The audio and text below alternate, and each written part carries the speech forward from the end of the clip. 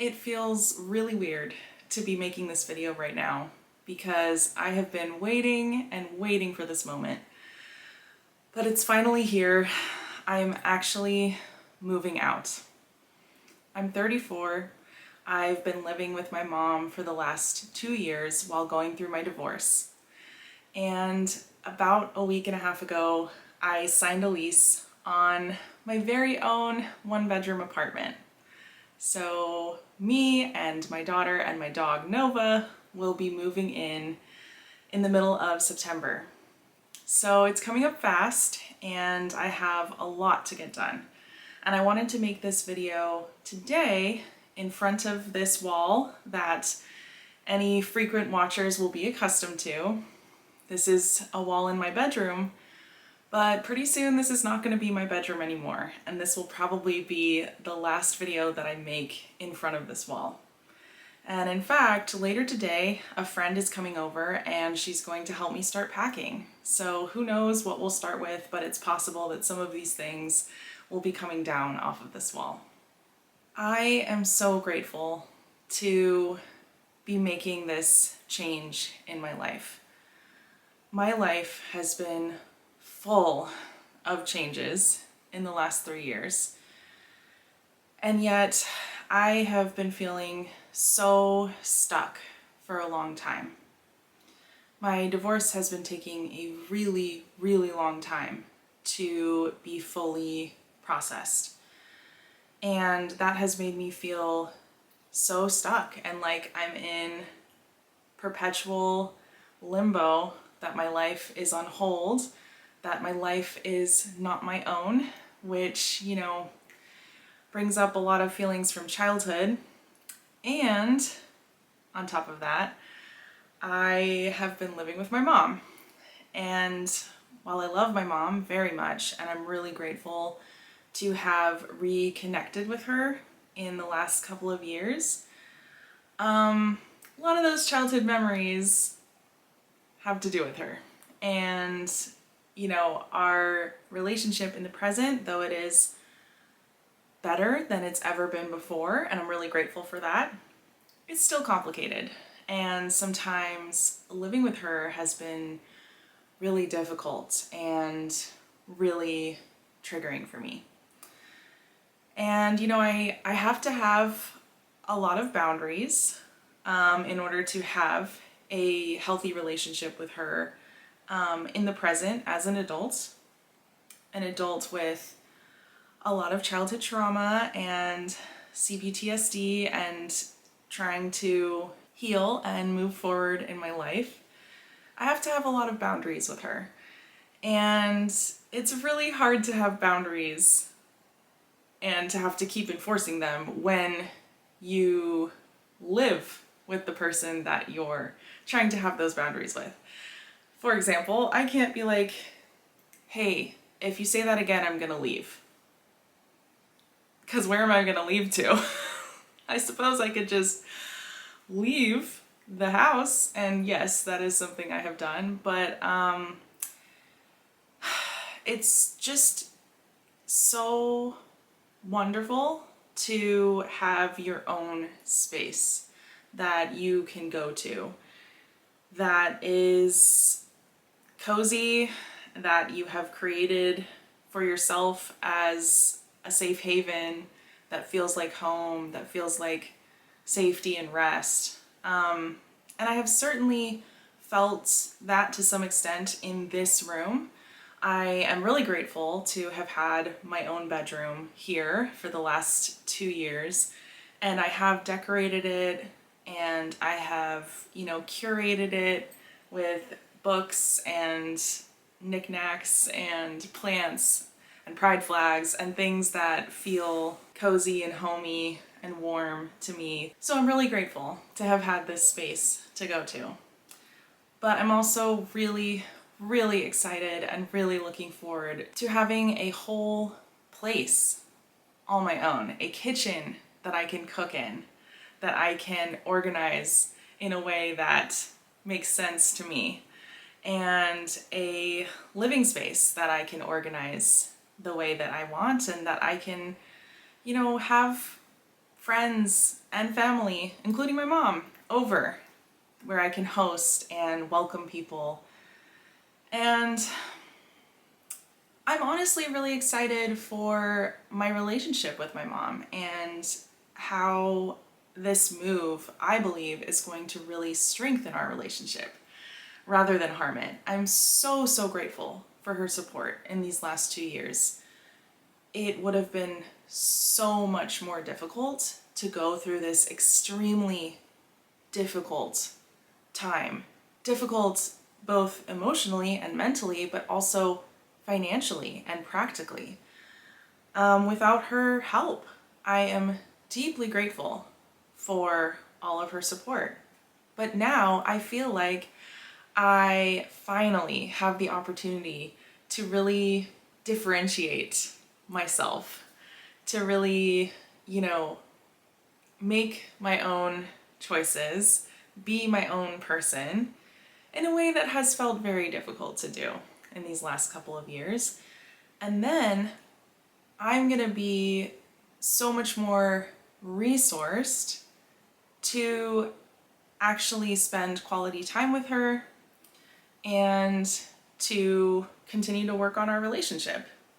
And I have told her that if she would ever like to go to therapy with me to work through some of those childhood things that make our relationship complicated, and also to work on, the conflicts and the issues that we have in the present, because there are plenty of those as well. I'm willing to do it. Now that I will have my own space, I am absolutely willing to do that. I'm also really excited for my relationship with my daughter. We have really good memories from the first year of my separation, that went from the middle of 2022 to the middle of 2023, where she and I lived in a one-bedroom apartment together, even though it was extremely, extremely difficult, obviously, being the first year of this huge, huge life upheaval. Two things can exist at the same time, and we did have a lot of special moments in that apartment together. And I'm so excited to have more of that, just the two of us, with Nova, of course, our dog, in this new place. But when we're both in such a different place, and I feel like I'm gonna have so much more energy as a parent, having my own space. I'm so excited for all of the things that we're going to do and all of the times that we're going to have together, just the two of us. I will say I've been relating a little bit lately to Gilmore Girls. I'm not a huge Gilmore Girls fan in general, but I do really love the relationship between Lorelai and Rory, and I kind of feel like me and my daughter have a little bit of a Lorelai Rory sort of thing going on these days. Not exactly, but similar. My daughter is 12 and she's in 7th grade. We're really getting to bond in new ways. We've been traveling together, going on these trips, just the two of us. We went to Seattle and we went to Vegas. We had a blast on both of those trips, and we took lots of pictures, and I got 2 scrapbooks where we can put our pictures in. We haven't done that yet, but that is one of the things I'm really excited to do in our new space once we get everything set up. And I'm just looking forward to cozy movie nights and art projects at the table and cooking together and impromptu dance parties. My daughter has to be in the right mood to join in on a dance party, but I'm always up for a dance party, so, we'll see how many of those we're going to have. I'm thrilled. I'm so excited. I'm so grateful. But I'll be honest, about 2 weeks ago, when I was making this decision, I did not feel excited. I did not feel hopeful. I felt terrified, and I felt deep, deep, deep guilt and shame. Honestly, I can't even put into words like how strong these emotions were. I was just like crying and crying and crying for multiple days in a row.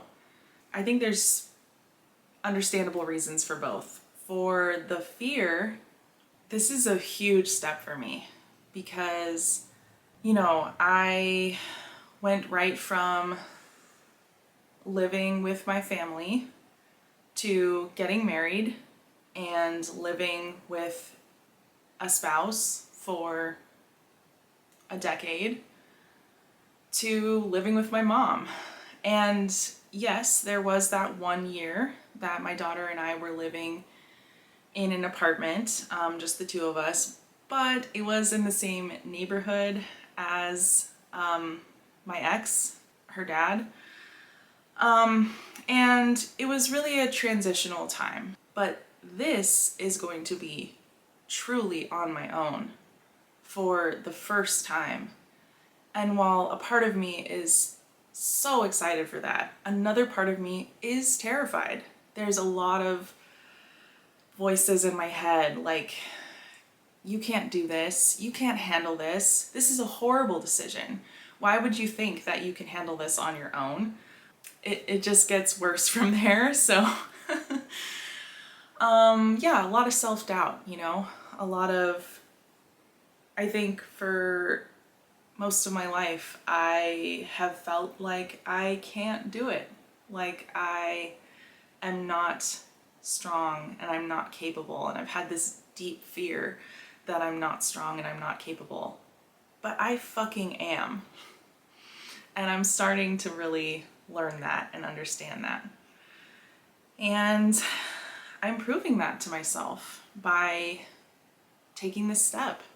And then the shame, oh boy, the true crux of the shame is that I don't feel worthy. It's that simple. I don't feel worthy of having anything good. I don't know how else to say it. I think it's a CPTSD thing. When you grow up with repeated constant messages that you deserve death, dirt, nothing, that you're a worm. And I think I'll stop it there. I'm not going to go on too much more. Don't want to trigger anyone too badly. You can change your thoughts, and those beliefs can still be in your body. And that is absolutely true for me.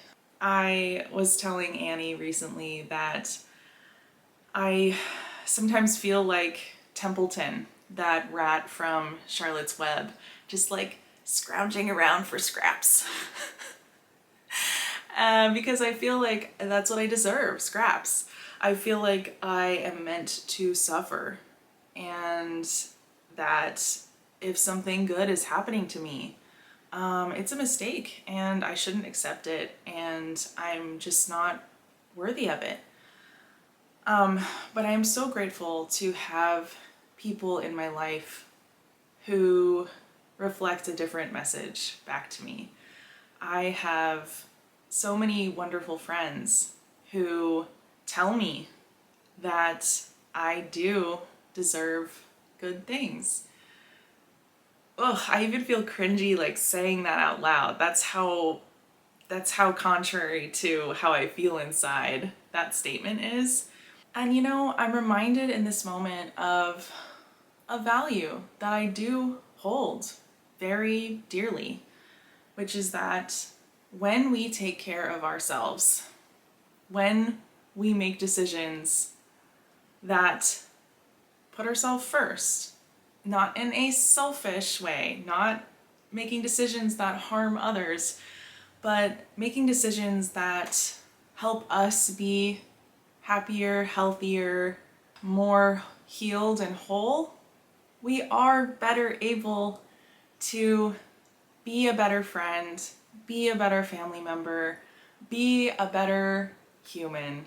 it's good to be reminded of that in this moment. I think I really lost sight of that in the last couple weeks as I was making this decision. It felt like this far off concept that like just, I don't know, didn't apply to me somehow or something. And I felt so selfish. I felt like a despicable human being. I know that probably sounds wild and makes no sense. But yeah, I felt really, really bad for getting my own apartment. It felt like something that was wrong and mean and terrible to do. Trauma's weird, man. Trauma makes you think really weird things.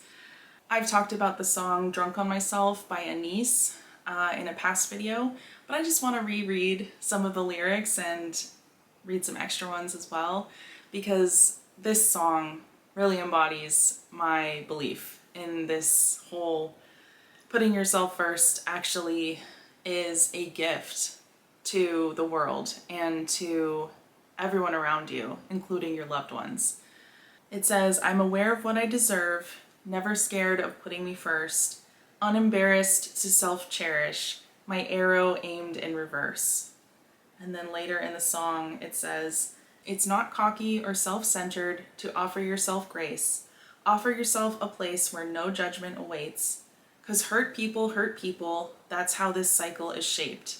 I refuse to be ashamed, I'm smiling right in my face. Like, tell me what you really want. Pass the mirror, ask the child inside. Like, what do I really want from me?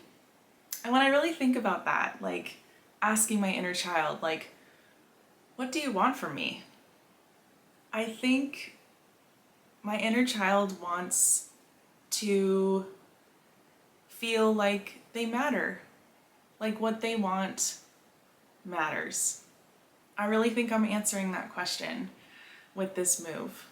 And I'm so incredibly grateful that I am finally to a financial place where I'm able to do this, because it was not an option for me until now. I just can't believe it's really happening. I can't believe it. But I feel like a brand new chapter of my life is starting with this move, and I'm excited to take you all along. Let me know in the comments if there is any specific kind of moving content that you're interested in. I would also love to hear, what is something that you have done recently in your life that you're proud of yourself for? And or something that you are doing for your inner child. I would love to read that. And if you don't want to share anything specific, feel free to put your favorite flower or your favorite color heart in the comments. I think that's what I would like to start doing from now on at the end of my videos. If I don't have a specific category of emoji to suggest, when I say if you've made it this far, please put that down in the comments. I'm just gonna say your favorite flower or a heart in your favorite color.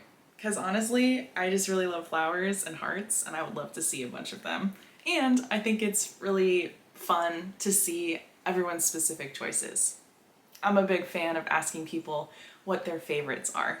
It really does mean a lot to me to have you all watching, commenting, and just witnessing me in my life. So thank you. Always, always, always thank you. Big air hug to you all.